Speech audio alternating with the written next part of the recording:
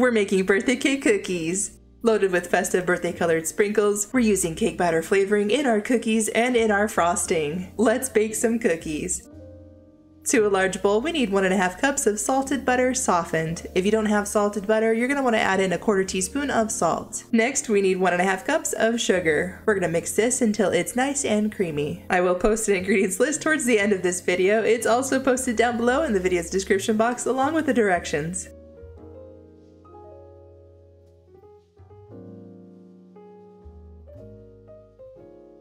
Give that bowl a good scrape if needed. To the bowl, we need 3 large eggs and 1.5 teaspoons of cake batter flavoring. This is the brand I'm going with, which is also linked down below. This is more pungent than regular cake batter extract, so just be aware. At least that's what the bottle claims. I don't know for sure. I have nothing to compare it to, as this is the first cake batter flavoring I've ever purchased. I will say this, it smells amazing, and even raw, the cookie dough tastes just like cake batter.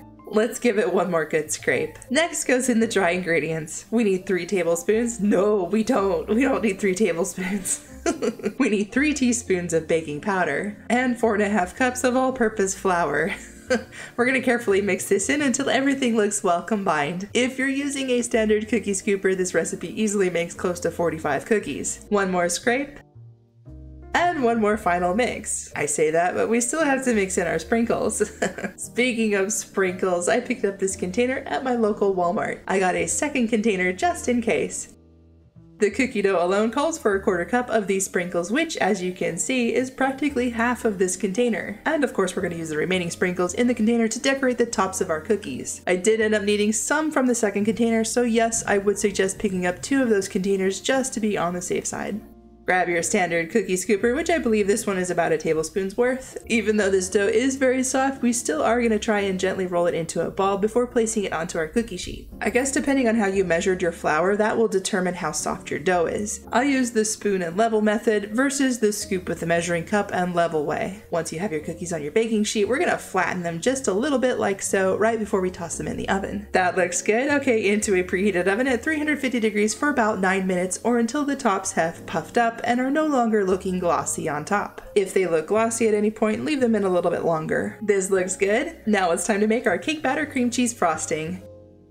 To a mixing bowl, we need 1 8-ounce package of softened cream cheese, 1/4 cup of softened butter, and 1 teaspoon of cake batter flavoring. We're gonna mix this up until it's fully combined. We don't want any butter lumps or cream cheese chunkies. And lastly goes in 4 cups of powdered sugar. This is gonna make a ton of frosting, which is perfect because we have a ton of cookies to frost. Now this is totally optional, but if you think your frosting is too thick for piping, you can add in a little bit of milk to help thin it out a bit. But try not to add in too much, we still wanna be able to stack our cookies. I added in 1 teaspoon and felt that was the perfect amount. You really don't want it any thinner. Okay, our frosting is creamy dreamy and our cookies are fully cooled. Time to frost. Place your frosting in a pipey bag and snip off the tip. Grab a cookie, start in the middle, and work your way outward. If at any point you think the swirl's thickness is too thin, you can of course scrape off the frosting, snip off a little more of the piping bag for a bigger opening, and go again. Which is exactly what I did.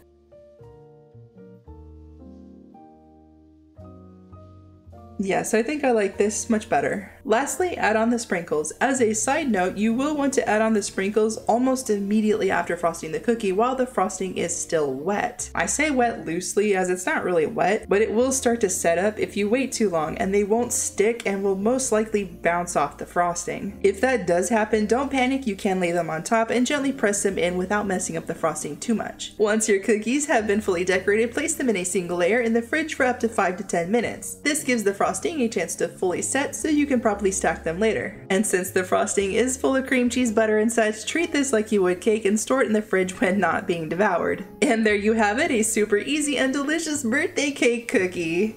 Here's that ingredients list. To store them, simply put them in an airtight container with parchment paper separating each layer.